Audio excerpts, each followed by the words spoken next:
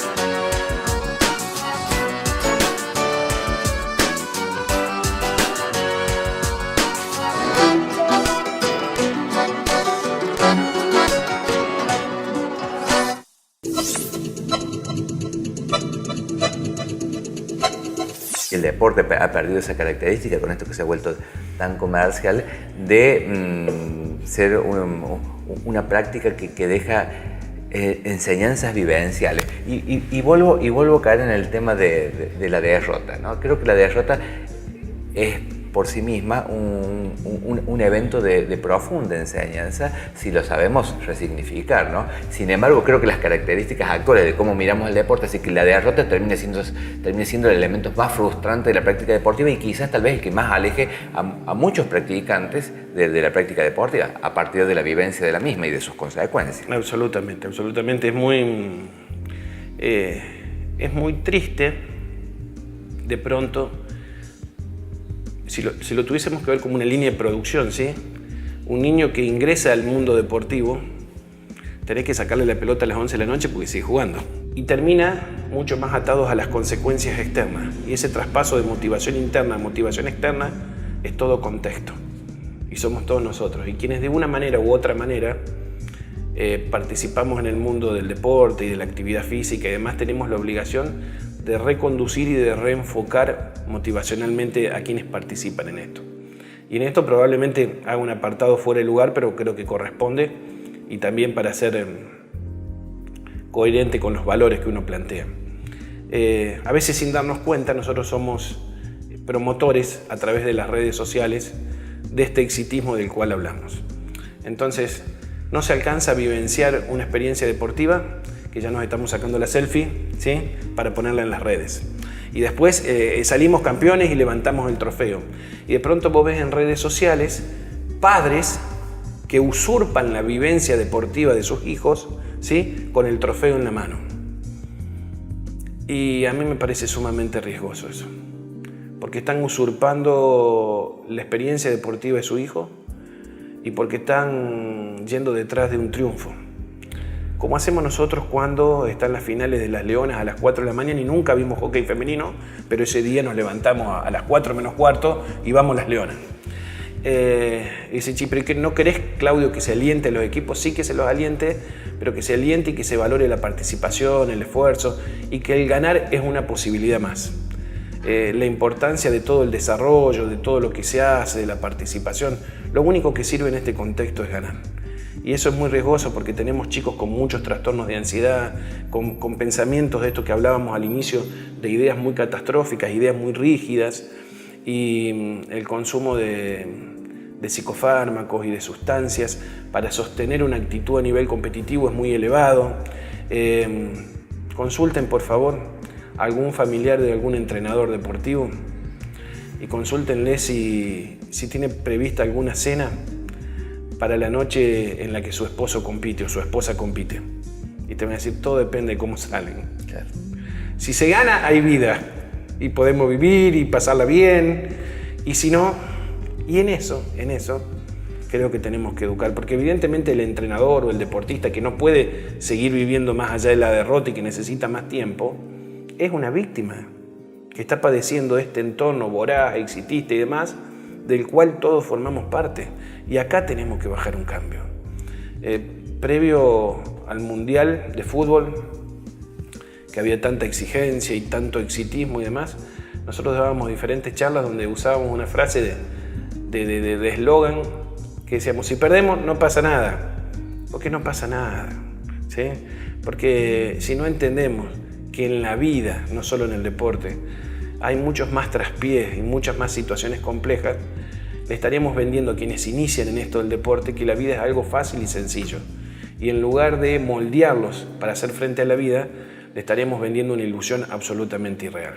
Entonces el deporte y la actividad física, desde la escuela, sobre todo sobre la educación pública, y desde los espacios de desarrollo en las instituciones que son los clubes, tienen que ponerse a reflexionar un poquitito qué valores estamos representando y de las prácticas que ejercitamos, si esas prácticas tienen el componente de salud dentro de ellas o no. Hoy, en pos del resultado, estamos haciendo cualquiera en muchos casos. Te voy a cambiar abruptamente de temática, Sí. Aunque obviamente todo está linkeado, vinculado de alguna manera. Estamos ante una realidad sanitaria que se vuelve en cierta medida urgente, que es el tema de las crecientes cifras de sobrepeso y obesidad en la infancia, que obviamente tienen que ver con un momento, con un contexto y con unas condiciones, sobre todo sociales y económicas, que la favorecen. En ese entorno se vuelve sumamente difícil el abordaje de estos niños. De hecho, en la práctica del consultorio casi que es un hecho bastante frustrante, porque uno tiene que modificar no solamente las conductas de ese niño que se encuentra ante un contexto absolutamente negativo, en el sentido que, como se dice, el entorno es obesogénico, es decir, nos promueve obesidad todo el tiempo, es decir, la oferta de comida a través de los medios y en la calle y en todos los espacios y en las publicidades es constante, hay un bombardeo. Y al mismo tiempo, lo que hablábamos anteriormente respecto a esta cultura del descanso y esta proliferación de los juegos virtuales, ¿no? Ante ese contexto, como que el niño se encuentra muy solo ante esta situación, porque también la familia está atravesada por estos mismos estímulos. Sucede que la salud, ¿sí?, nunca es un ejercicio individual. Si uno lo contempla solamente desde el individuo, es muy difícil abordarlo y, sobre todo, supongamos que lo que se consiga el objetivo, es muy difícil sostenerlo si el contexto medianamente no tiene un desarrollo que fortalezca esas conductas saludables. Ahora, para involucrarnos en qué comemos, en cómo comemos, en cuánto comemos, también necesitamos un tiempo disponible para eso, energía para eso. Y hoy de pronto estamos tan atravesados por diferentes factores sociales, socioeconómicos, que nos llevan a vivir todo el tiempo corriendo, y nos hemos acostumbrado a vivir corriendo. Entonces, frenar un poquitito para pensar en estos temas y para tomar acciones conjuntas como núcleo familiar en relación a esto, se hace muy complejo. Muchas veces decimos: che, mirá los chicos cómo escriben, y escriben mal porque no leen mucho. Y los padres dicen: lo que pasa es que no leen. Y uno le pregunta a los padres: ¿y vos qué estás leyendo? Yo hace tanto que no leo. Bueno, con la alimentación y con todos los otros hábitos. Pensemos en la sustancia nociva. Si los chicos no pueden tomar alcohol, pero lo ven en la casa al padre y a los amigos tomando alcohol y tomando mucho alcohol. Entonces, che, ese es el devenir, ese es el futuro. Esto es exactamente lo mismo. Entonces, no somos lo que decimos, somos lo que hacemos. Otra vez volvemos al tema de los valores y de esta pirámide de qué tenemos por encima. ¿Qué es lo más importante para nosotros? Lo vincular, el tiempo, enfocarlo en eso.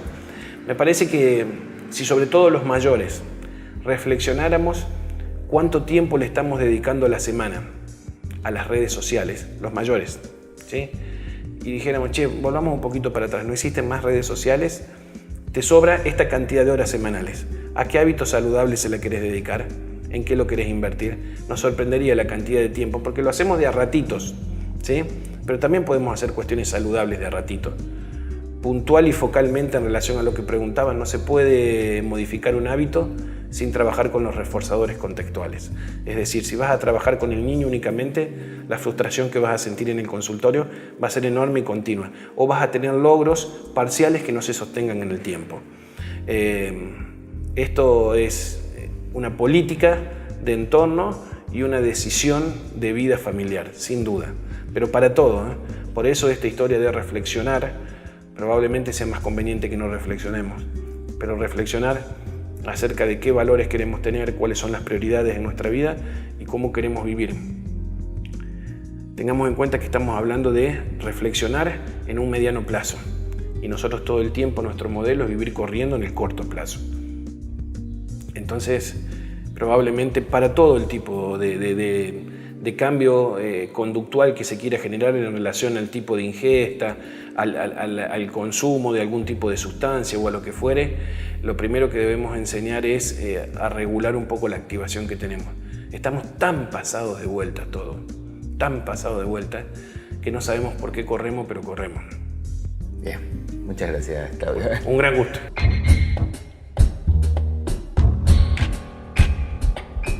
Unión de Educadores de la Provincia de Córdoba, junto a los docentes en defensa de la educación pública. Consejo de Médicos de la Provincia de Córdoba, cada día más cerca.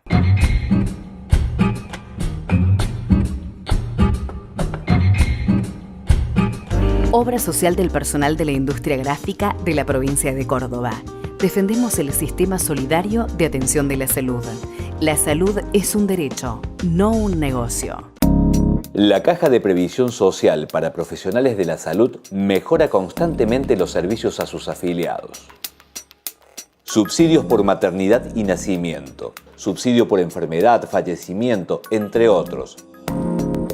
Trabajamos para usted como lo haría usted.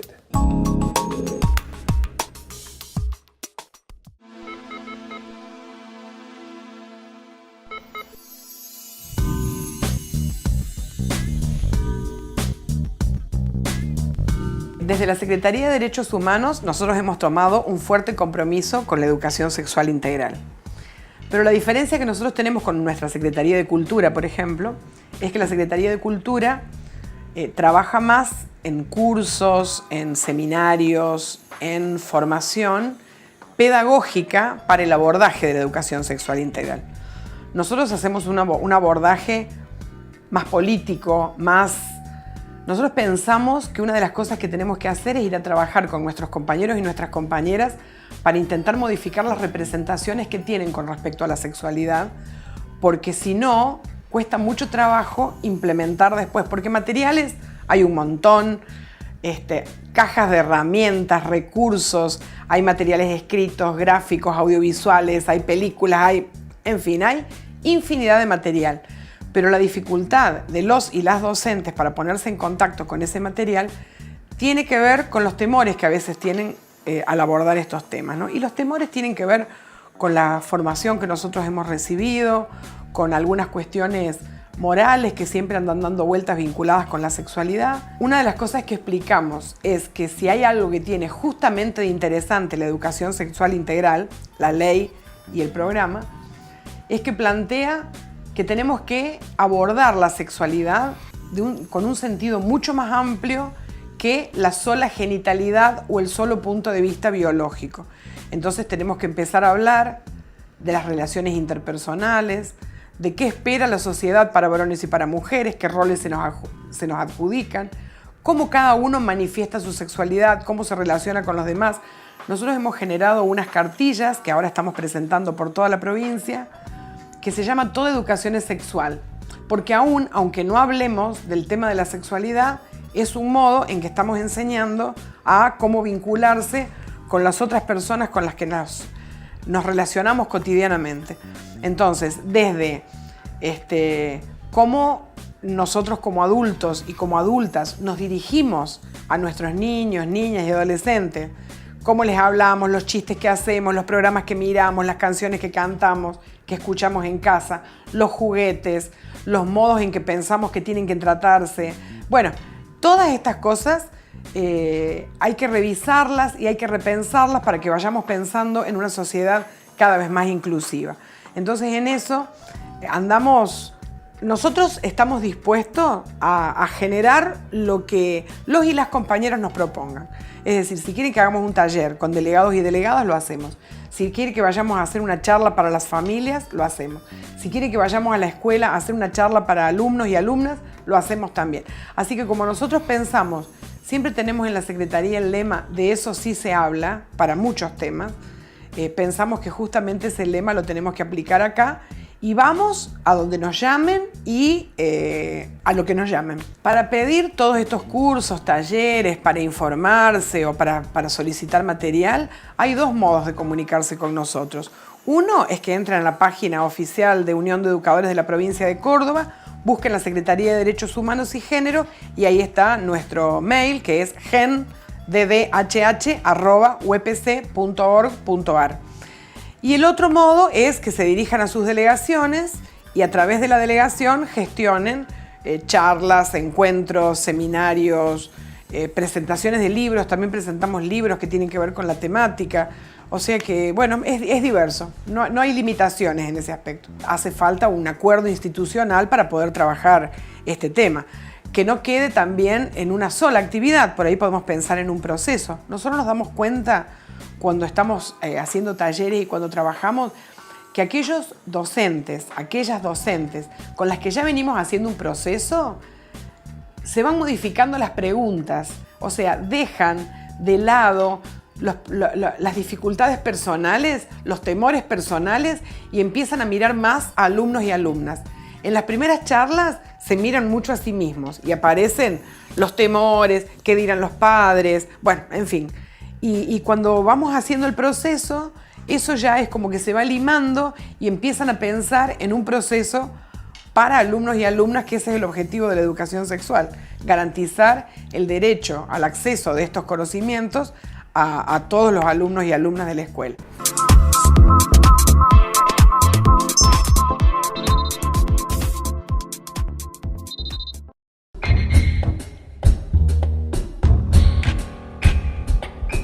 Unión de Educadores de la Provincia de Córdoba, junto a los docentes en defensa de la educación pública. Consejo de Médicos de la Provincia de Córdoba, cada día más cerca.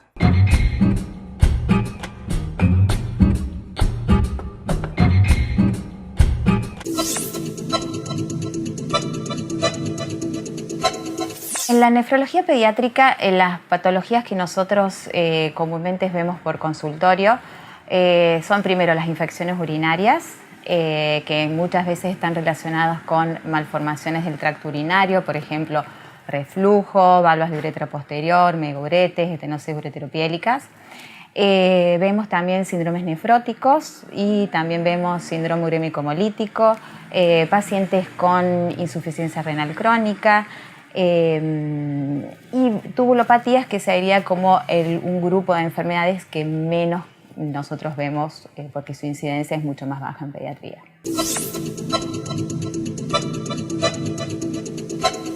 Las infecciones urinarias, digamos, el abordaje que los pediatras deben hacer, porque esas son patologías que primero lo ve el pediatra y después lo ve el especialista, como sería el nefrólogo pediatra, siempre tiene como una mirada diferente a lo que sería el adulto. Primero es no solamente tratar el proceso infeccioso, sino que después de eso valorar qué estudios de imágenes o qué seguimientos hay que hacer en ese paciente, porque muchas veces la infección urinaria es el primer síntoma de otra patología que puede ser más grave, como una uropatía o daño estructural, que eso puede conllevar a lo largo de la vida de ese niño a enfermedad renal crónica, que siempre como nefrólogos pediatras nuestra mirada es ver qué patología puede evolucionar en ese niño a la enfermedad renal crónica, sobre todo para poder establecer medidas de prevención que enlentezcan o eviten esta evolución crónica, que sabemos que en pediatría la cronicidad de la enfermedad renal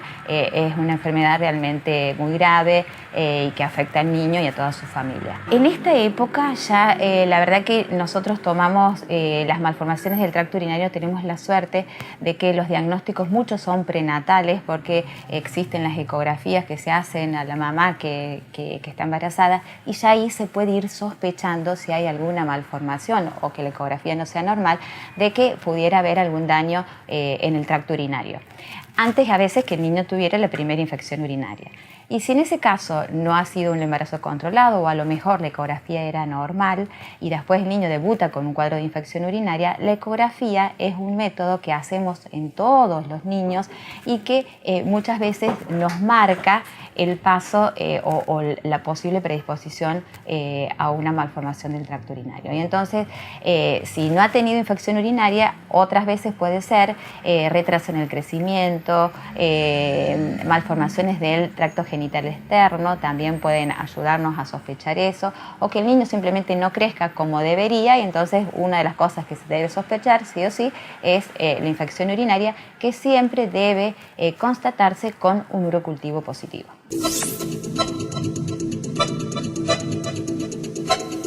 El síndrome urémico hemolítico lamentablemente en nuestro país sigue siendo la primera causa de insuficiencia renal aguda en pediatría y la segunda causa de enfermedad renal crónica en pediatría.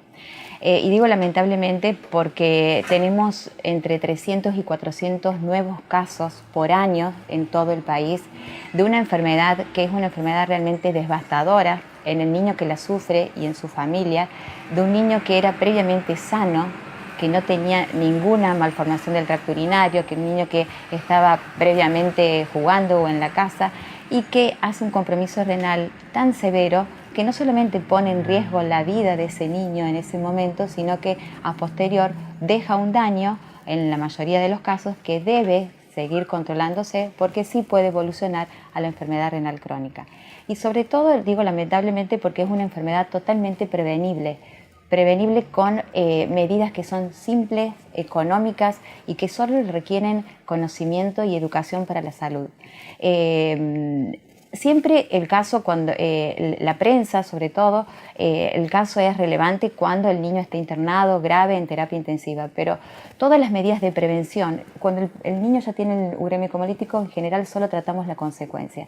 Lo más importante acá sería que pudiéramos hacer prevención y todas estas medidas de difusión para evitar que ese paciente sufra esta grave enfermedad. Esta enfermedad está caracterizada por, nosotros decimos una tríada, o sea que serían 3 elementos importantes, que es una anemia que tiene una característica que es hemolítica, unas bajas en las plaquetas, que son unos elementos que intervienen en la coagulación de la sangre, y el compromiso renal. Sería como para hacer el diagnóstico. Y las medidas, y en general el niño comienza previamente con una gastroenteritis, que esta gastroenteritis la produce un germen específico que se llama Escherichia coli, de ellos una cepa específica que es la O157H7 generalmente, aunque hay otras, y que esta enfermedad, esta contaminación intestinal se produce a través de la vía fecal-oral. Entonces, por eso es una enfermedad que es totalmente prevenible con medidas higiénicas nada más, que es el lavado de las manos después de ir a defecar, que eso no solamente lo tiene que hacer el niño, sino que tener todos los habitantes de la familia y sobre todo antes de preparar los alimentos. ¿Por qué esto es así? Porque esta bacteria muere, o nosotros la podemos hacer desaparecer de los alimentos contaminados a 70 grados centígrados. Entonces, si los alimentos son bien cocidos, aunque el alimento esté contaminado, nosotros la podemos matar a esta bacteria. Anteriormente siempre fue el concepto del mal de la carne cruda, por esto de que los alimentos contaminados, sobre todo la carne molida, no llegara la cocción hasta el interior de suponete la hamburguesa a 70 grados y por eso se transmitía esta enfermedad. Ahora no es solamente el mal de la carne cruda, cada vez se han visto que el lavado de manos, sobre todo, es una de las medidas que más se debe tomar, porque no solamente en los alimentos cárnicos está, sino que también han tenido la lactantes síndrome urémico hemolítico que las madres amamantaban. Entonces, ¿cómo fue que llegó la contaminación? Es porque esa mamá, después de defecar, no se lavó adecuadamente las manos y amamantó a su hijo, o después de cambiar los pañales se preparan los biberones. Esas también son medidas que cada vez tratamos de poder dar las medidas de prevención para que esto no suceda. No solamente es, como dije, la carne, sino también alimentos contaminados como pueden ser frutas y verduras cuando no son bien lavados como corresponden, o a veces la contaminación cruzada de alimentos crudos que contaminan a otros elementos. Por ejemplo, cuando se utiliza la carne cruda en una tabla y después se pone el alimento que uno va a consumir en esa misma vajilla. Entonces, las medidas de prevención en general, yo lo que diría que es, sobre todo, es el lavado de manos, después de ir al baño y antes de preparar los alimentos, la cocción adecuada de todos los alimentos, preservar la cadena de frío en los alimentos, sobre todo en los lácteos. Todos los lácteos tienen que estar pasteurizados, eso también es un elemento que hay que tener en cuenta, y el lavado de las frutas y las verduras, porque muchas veces estas frutas y verduras están contaminadas por esta bacteria. Entonces, si uno no produce el adecuado lavado, se puede también transmitir no solamente por la carne, sino también por verduras y frutas. Y otro de los elementos también a tener en cuenta, que ahora también se ha visto la transmisión persona a persona. Por eso es importante que no solamente el caso índice sea estudiado, sino que también todos los convivientes. Y en la época del verano son los natatorios que no están autorizados o que las aguas no son bien cloradas, sobre todo donde concurren niños más pequeños que no tienen control de esfínteres. Muchas veces también eso puede ser un foco de infección.